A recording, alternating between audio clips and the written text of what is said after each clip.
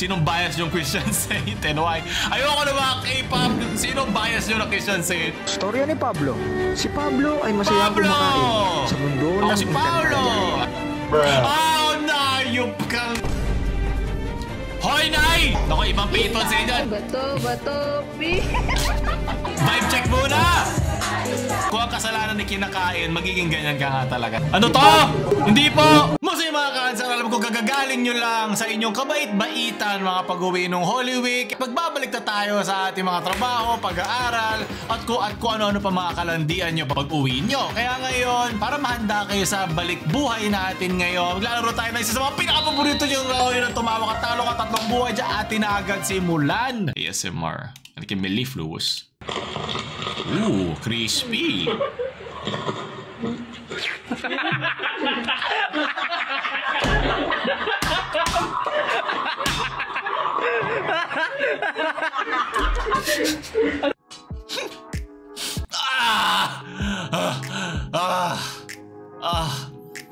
Hindi ka safe sa aso yan, hayop ka.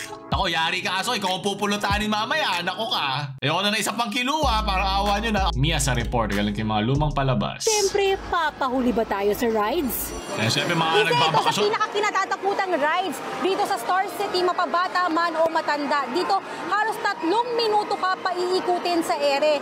Yung kaligtasan... Nako, parang yung nag-ghost lang sa'yo ah. Sigurado ka naman dahil sobrang higpit ng handbar. Pero yung tapang ko, hindi ko sigurado kung tatagal ng 3 minuto. Pataas wala ng pataas sa pag-ikot na tila mahihilo ka. Wala pa nga. Maya. Hindi siya sabi bago makabuntis. Bakit ka ito pinasok? So, mag-ingat ka palagi naman, lalo na kayo, baka mauna tayo. Bakit ka ito pinasok? Nagbalik na pala si Lord, baka mauna pa, baka sundan pa natin si Lord, galing Inaro, nakauwi na ba ang lahat ng mga feeling artista? Well, at least nag-feeling tayo sa hirap na pinagagawa natin sa pagtrabaho, sa pag-aral, at least minsan maalala natin na special tayo na meron tayong pinaglalaban, meron tayong ginagawa sa araw-araw. Masarap mag-feeling, okay? Libre lang mga harap at mag-feeling. Huwag ka umiyak na Inaro, okay? Pasensya po sa inyo lahat. Ito ay copy-paste sa ibang content creator. Nagkataon lang, pauwi ako ng province. Nag-edit ako, haha. Kuwas terrible yung sana ko. Huwag mo na explain. Huwag ka na mag-explain. Pinapatawag kita. Hindi ako si Lord, pero pinapatawag kita, Ina. Okay lang yan. Yan talaga ang buhay ng social media. Diba? Gusto mo sa social media? Okay lang yan. Tunod! I am not Jay. Copyrighted!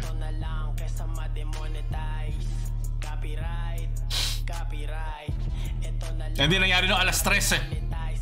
Kung alam nyo, ang lore.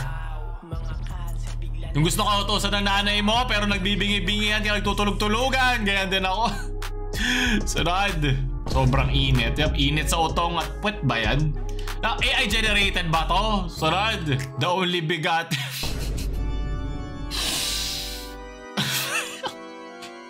Hindi na ako matatawa sa ano, hindi na dahil doon sa lecheng caption na yan. Kung ang kasalanan ni kinakain, magiging ganyan ka nga talaga. Sa Pilipinas ba to? Uy, ako yun ah. Nauto. Nauto sa diputa, ano? Di ba sa Espanya ba? Diputada, deputy, di ba? Pili ko dito sa Pilipinas eh. Nag-scroll lang, nasira pa aking pagpepenitensya, leche. Next year na lang. Let's try it again next year. Sunod. Buwasan man ako isang buhay dyan, leche. Matibay ang krus ng mama. Mabigat ang pasan-pasan yan.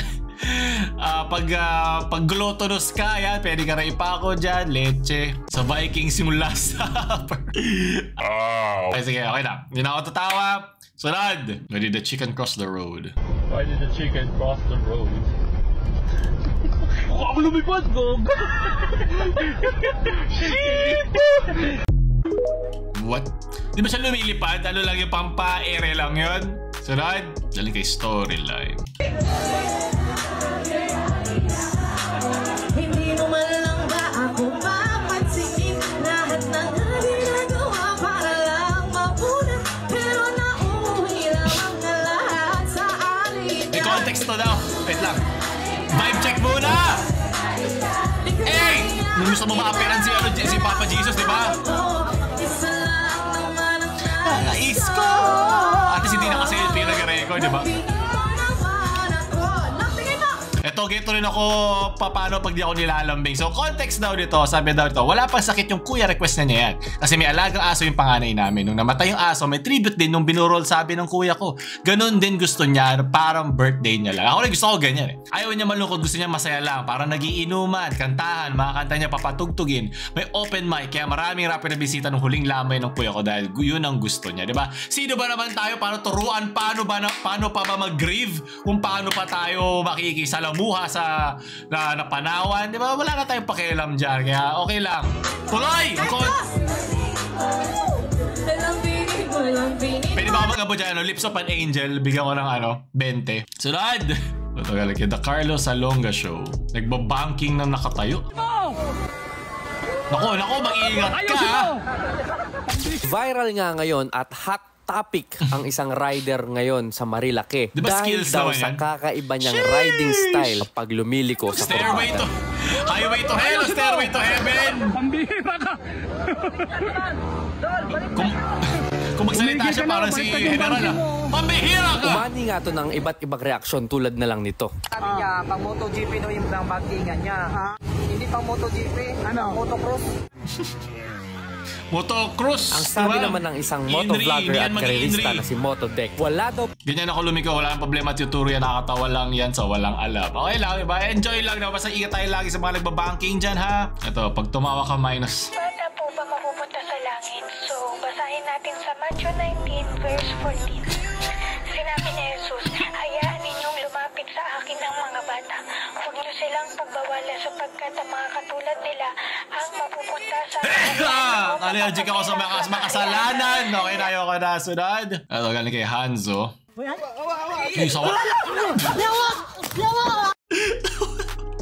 Taalala ko, ganoon din lumapit kay Eva ang mapanlinlang na ahas. Sabi sa Genesis, Kabanata 3, verso 1 hanggang 15. The snake was the most clever of all the wild animals. Kasi binilagyan nyo ng butas, malamang papasukin na ahas yan. Magaling ka din, magaling ka, kupal ka. Kaya tagal mo lang isang buhay dyan, leche, sunod, kaya yan. Matatapos natin to, parang lang to, parang bisita iglesia lang, ha? One Piece defended, Gear 5 has officially become a god in Philippines. Sun God becomes canon in our world. Mali pa yung spelling canon, naging yung bomba, pasabog. Nothing ever reached those highs. Ang tunay na Diyos talaga, si Goku eh. Hindi pa naman ata god tier na ba ang Gear 5 na Luffy? Hindi ko alam kasi hindi ko pa pinapanood. Kaya maraming salamat sa mga spoiler dyan. Payton of freedom and joy, tapos prayer sa kanya is we are. Nakakaano pala ako ng 50 episodes, so wala din episode. Sunod! Ito, papunta pala ako, pabalik na sila.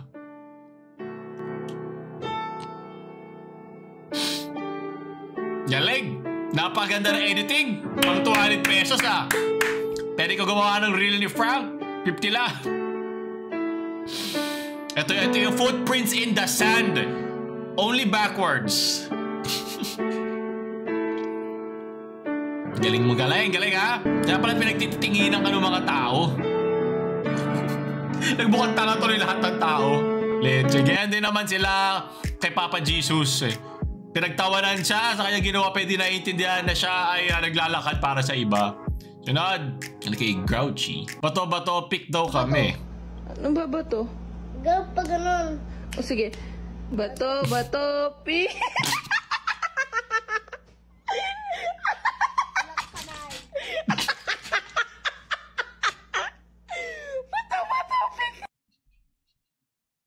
Ang aga-aga magkakasala pa yung bata sa'yo. Tawa pa niya, pandemonyo. Sunod. Kaya ako aabot ng buhay. Ayan, speaking of which, Santo, ano? Let me tell you. Ito na ako pa-uwi. Pabalik na ako galing ko, probinsya.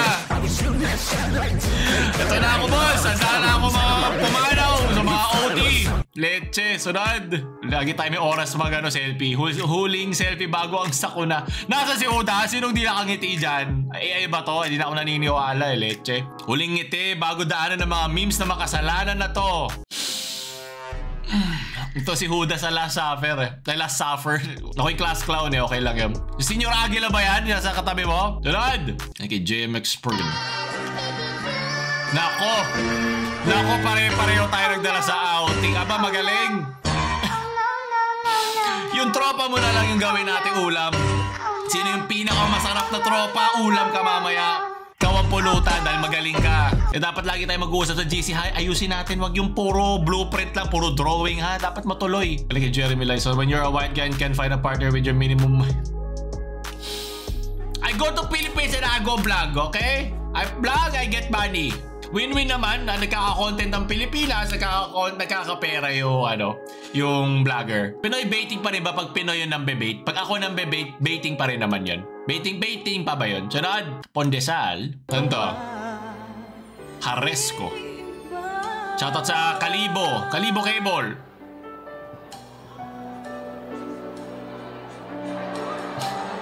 Hoy, malas daw yan!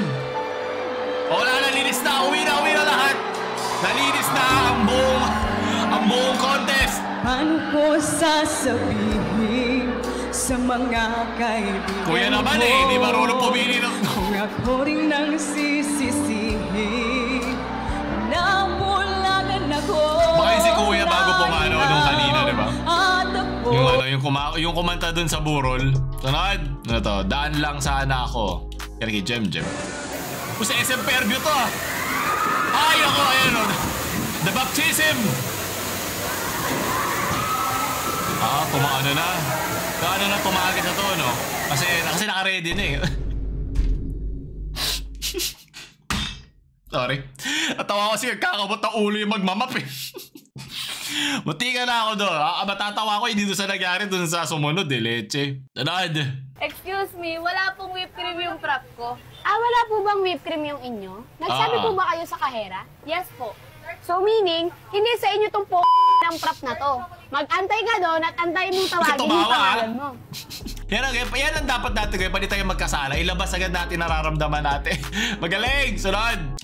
Eto na naman tayo. Galing sa dagat-dagatang kahangalan. Ano to? Nag-open ako ng pizza restaurant pero hindi nila alam na bebentahan ko sila ng frozen pizza na iinitin ko lang sa air fryer. Una is nagpagawa ko ng customized box. Wow, para magmukha naman tayong professional at parang fit pics ba to? Siyempre, nilagay ko na rin yung TikTok ko dito. Free promotion na rin yun. Tapos gumawa rin ako ng flyers at ibibigay ko ito sa mga bahay-bahay. So pumunta ako sa grocery store at naghanap ako ng mga frozen pizza pero bang mahal. Kaya nag-order na lang ako sa Facebook Marketplace for 60 pesos each. Bumili ako sa Shopee ng other equipments under 3,000 pesos. Okay, so para magkaroon kami ng mo. customers is pumunta ako sa bahay-bahay at nagbibigay ng mga flyers. Para mag-order. Dito pa lang eh. Swerte mo may kotse. Ibang tao walang kotse, di ba? So dapat nilakad yun eh. Dapat yung basehan natin, yung pinaka-ilalim na level na magsisimula mag-business. Order sila sa akin. Ikaw meron ka na eh. Meron ka. Hindi naman lahat may kotse. Ako nga walang kotse. After ilang hours may tumawag sa akin at gusto nilang mag-order. So ginawa namin kagad bago ito ma-pick up para maging fresh. So after 8 hours, fresh meron 40 na nag-order.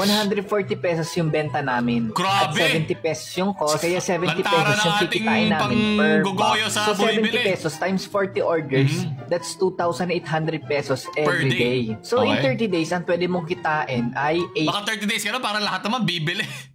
54,000 pesos. Okay, sige. Okay, yun ang sugal ng buhay. So, galing din sa langit ang mga ideya niya ni Frank. Pero okay lang. Oh, ba't may santo dito? Conversation with others in our head. Naku, ibang patron sa inyo. Patron teacher yan. Lagot ka. As inner speech, self-talk, internal discourse, and inner experience.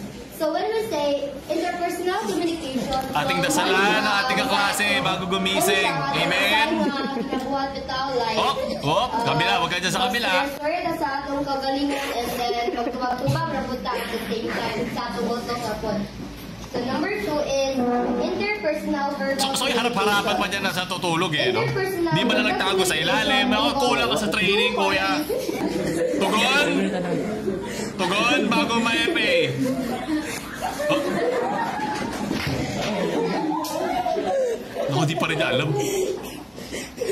Pag kinalabit, wag makulit. Nahihilo na ako. Mag-steady ka naman dyan. O yun, patay ka. Naku, hindi yan pa nag-iinip, boy. Tayo po. Ito naiintindihan? Hindi pala mag-sombrero sa school. Ay, sabi naka-uyab, paka-explain, hindi ko naiintindihan. Pakapisan eh, pakapero makamata. At least good, good vibes lang, di ba? Hindi yun, wala kasi kayo mararating, di ba? Yan na Sunod. Ano to? Ano kaya? Ard. Hoy, Nay! Tatakala ka na naman ng pinto. Ha? Magaling ka, ha? Bilis ng tago. Saan ka punta? Kamot. Alam mo, minsan maawa ka na lang eh, di ba? Kasi parang alam mo yung kakaunti na lang, pagbibigyan na lang. Pero baka kasi pag pinagbigyan natin, lalong bumilis yung ating iniiwasan. Okay na, walang masama doon. Kung tayo pinagsasabihan tayo ng bata nila, hindi masama pagsabihan din natin sila. Kasi sa ikabubuti din naman nila yun. Nisip ko tuloy, nauna ka ba pumasok doon o nandun ka sa bintana? Kasi medyo wala tayong, medyo marami tayong time. Sunod. Yan, sinabi na ni Lord yan. Mga mapanghusga. Bakit ka kulay ko si Barney? Ganyan kayo, ayun na eh. Mapanghusga kayong lahat, ayop kayo. Sama nyo na ako. Ito na yung huling, ito si Judas at ang 23 na apostoles. Big kasi, baka Ako, pag ako tumaki, bahala kayo. Mas masarap ako sa inyo. Hirap kayo lutuin. Oo, titingin ka pa. Sarad. Tais do Polo Palo Leyte. Gawa ka mukha sa yung Ku Klux Klan. Dahil naulol ang mga netizens so nakita nila itong mga imahe na pinost ng Philippine Star na Tais do Pol sa Palo Leyte. Sa mga di nakakaalam, ang Tais do Pol ay ginagawa ng mga membro during 7 last words o ang 7 palabras at ginagawa nila ito sa Metropolitan Cathedral of Our Lord's Transfiguration in Palo Leyte. Sa mga di nakakaalam, ang Ku Klux Klan na isang oppressive na grupo na tinatarget yung mga bagong freed ng mga African Americans pagkatapos ng Civil War. So, gustong-gusto nilang paigtingin na ang white supremacy ng panahon na yun. Pero panoorin muna natin yung ginagawa ng Tais do Pol. Ang Tais do Pol naman kasi ay all men naman. Kung isa ay gusto nila ay all one race, ay ito namang isa ang gusto ay all men naman sila. At sila, ang ginagawa ng mga lalaking to ay nagpapakita ng kanilang penitensya sa ginawang sakripisyo ni Papa Jesus. So, ang ibig sabihin ng blunt na yun ay pinapakita nila na sila ay sorry, as sila ay nagpepenitensya at gusto nilang mapatawad. Gusto nilang magsakripisyo tulad ng pagsakripisyo din ni Papa Jesus. So naglalakad sila sa init na nakapaan, pero isang grupo dagat-dagatang apoy naman ang tinatapakan ng kasamaan. So nagkataon lang dito yung pagkapareho ng gamit ng dupol o yung hooded na mga na robes. Tumutulong din ang miyembro ng Tais do Pol sa mga Holy Week activities tulad ng pagkokontrol ng mga tao, hindi pagkokontrol ng mga race doon sa lugar nila. Ayan, so ayan, itong kanina tradisyon, lalakad sila nakapaa. So pasensya na sa mga taga-Palo Leyte na napalo na ating mga netizens na di nila sinasadya. Sunod! Ito. Naku, ito na naman. Copyrighted man tayo!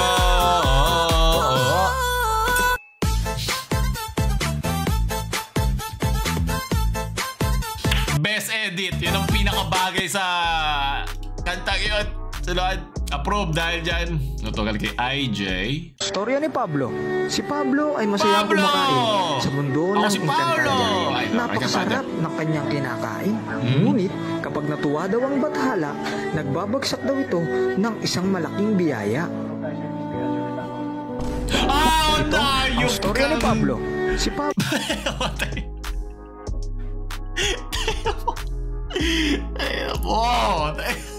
Literal na tinanggal ko isang buhay at mukhang wala na rin buhay yung hype. Hype kayo, literal binagsakan ng biyahe, mabigat na biyahe.